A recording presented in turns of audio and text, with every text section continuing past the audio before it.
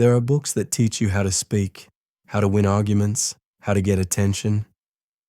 But there is one book that does something different. It teaches you how to be remembered. In 1936, during a world still recovering from crisis and fear, Dale Carnegie released a book that didn't talk about tricks, hacks, or manipulation. It talked about something far more powerful: human nature. It quietly slipped into the hands of business leaders, diplomats, negotiators, and eventually into the pockets of world presidents. Why? Because Carnegie understood something timeless. People are rarely moved by logic alone. They are moved by emotion, by feeling understood, valued, and respected. Not by what you say, but by how you make them feel. And the moment you understand this, influence stops being a tactic and becomes a natural side effect. Most of us believe that influence comes from charisma, confidence, or cleverness. We try to impress people with what we know, what we've achieved, or what we want them to admire. But human psychology is wired very differently. People don't care about you. They care about how you make them feel about themselves. Yet most interactions, online or offline, fail because they focus on presentation, not connection. And while many try to become more interesting, Carnegie showed that the real power lies in becoming more interested. That single shift changes how people respond, how deeply they listen, and how strongly they remember you. Because in a noisy world, the most magnetic person is the one who sees others clearly. Attention through emotional recognition. Influence begins long before words are spoken.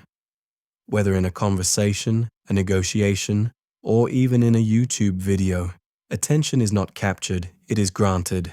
And it is granted to those who understand one basic truth: people long to feel seen. Dale Carnegie explained that the key to winning someone's friendship or influence lies not in showing them how intelligent, successful, or persuasive you are, but in making them feel recognized, valued, and genuinely heard. Carnegie observed a timeless pattern. We often enter conversations ready to respond, not ready to listen. We craft our next sentence before we finish hearing theirs. Yet the moment you become genuinely interested in another person's story, something changes in their voice, their posture, their energy. They lean in, they soften, their words become more open. Because attention, when returned, becomes trust. Think of any conversation that truly stayed with you, not because of what was said, but because of how it made you feel. A mentor who made you believe in your talent. A stranger who remembered your name.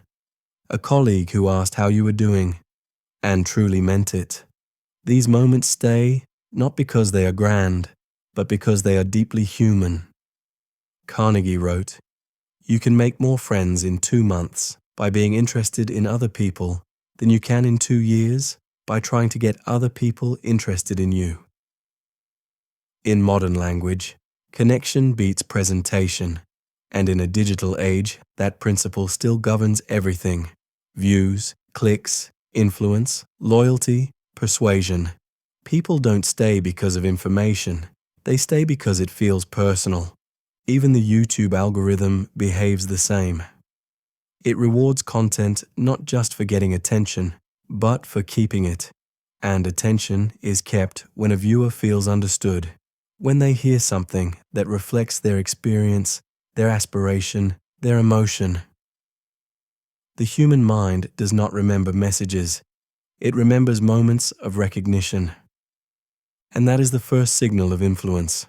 When people feel you are not just speaking, but speaking to them. The hidden power of names, stories, and personal validation. Dale Carnegie believed that a person's name is more than just a label. It is a symbol of identity, pride, and emotional presence. When someone hears their name spoken with sincerity, it signals something deeply human. I see you. You matter here. In everyday communication, this principle extends beyond names. It touches the stories people tell about themselves, their values, their struggles, and their victories. When you validate those stories, you aren't just engaging with their mind, you are connecting with their sense of self. But in modern communication, especially online, people often forget this. Conversations become transactional. Comments become robotic. Messages become broadcasted rather than directed. Yet the most influential communicators do something different. They personalize. They listen. They respond. They reference past conversations. They acknowledge insights, and they make people feel remembered. That small detail builds something algorithms cannot artificially manufacture: emotional loyalty. Carnegie wrote, "A person's name is to that person the sweetest and most important sound in any language." But his true message was not just about names, it was about identity. Influence is not about being impressive. It is about helping others feel significant. When someone feels significant around you, they naturally open up, listen deeper, and remember longer. It is not manipulation, it is emotional generosity. Think about your favorite YouTube creators, the ones you don't just watch, but trust. They often speak in a way that feels deeply personal, as if they are speaking to you, not to everyone. They mention viewer comments, they respond to stories, they validate shared struggles, and because they make their viewers feel seen, those viewers return, not because the content is simply educational, but because they feel emotionally connected. And that emotional connection is what the algorithm loves most. It watches not just what people click, but what they return to.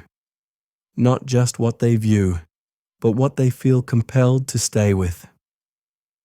And those feelings of recognition and significance, they are the invisible code behind loyalty, retention, and ultimately, influence. When you make someone feel important, you don't just win their attention, you earn their trust, and trust is the highest currency of influence. Mastering the art of listening, the silent strategy of influence. In Carnegie's world, listening was not passive. It was not simply waiting for your turn to speak. He saw listening as an active form of influence, one that subtly shapes relationships, deepens trust, and creates the kind of connection logic alone could never build. Listening, he believed, was a strategy.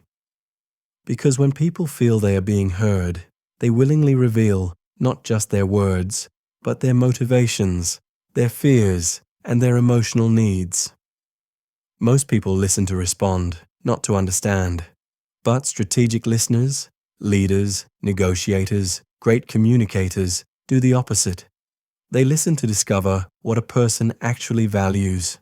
They listen for emotional cues, unspoken needs, and what Carnegie called the language of the heart. When you listen well, you don't just learn what someone said, you learn what they mean. And meaning is where influence truly begins. Listening is the foundation of persuasion because it guides your response. When you understand what a person deeply desires, whether it's respect, recognition, safety, validation, or a sense of contribution, you can speak to what truly motivates them. Carnegie explained that the fastest way to influence someone is to talk in terms of their interests, not your own. And this principle applies everywhere, in business, in leadership, in content creation, even in the YouTube algorithm itself. The algorithm does not reward creators for the information they publish. It rewards them for how well they understand what viewers want. It listens through data. It learns their behavior, their preferences, their emotional triggers. Then it pushes them toward creators who demonstrate the best listening. Creators who design content that speaks directly to their audience's deeper motivations. The moment viewers feel deeply understood, they stop surfing, they stop scrolling, they stay, they don't just watch, they listen back. And that is where true influence begins, because Carnegie knew something modern psychology would later prove. People are not influenced when they hear you. They are influenced when they feel heard by you. Influence without resistance. The psychology of agreement. Carnegie understood something profound about human nature. When you try to force your ideas onto people, their minds instinctively resist. But when you lead them gently, respectfully, and strategically, they don't just listen, they align. Influence is not about arguing, pushing, or proving. True influence invites people to agree, not because they feel pressured, but because they feel respected. He emphasized a powerful principle. You can't win an argument by winning. You win when the other person feels that you understand them. This doesn't mean you must surrender your opinion. It means you begin where they are, not where you are. You acknowledge their viewpoint. You show empathy. You validate parts of their idea. And then, slowly, you guide, not push, toward your perspective. The moment people feel their dignity is preserved, their mind opens. When they feel understood, their resistance drops. This principle is everywhere. In leadership, a boss who dictates creates compliance, not commitment. But a leader who asks, involves, and genuinely considers opinions creates ownership. In business, a pushy salesperson triggers defenses, while a curious one builds trust. Even in relationships, influence thrives not in winning debates, but in preserving connection. The YouTube algorithm reflects this same psychology. It does not push content onto viewers aggressively. It invites. It observes what they agree with, what they click, watch, and return to. It quietly shapes behavior through alignment, not force. It never shouts, "Watch this now." It whispers, "You might find this meaningful." Carnegie taught that influence is not control. It is emotional alignment. And the fastest way to align is through genuine agreement, even on small things.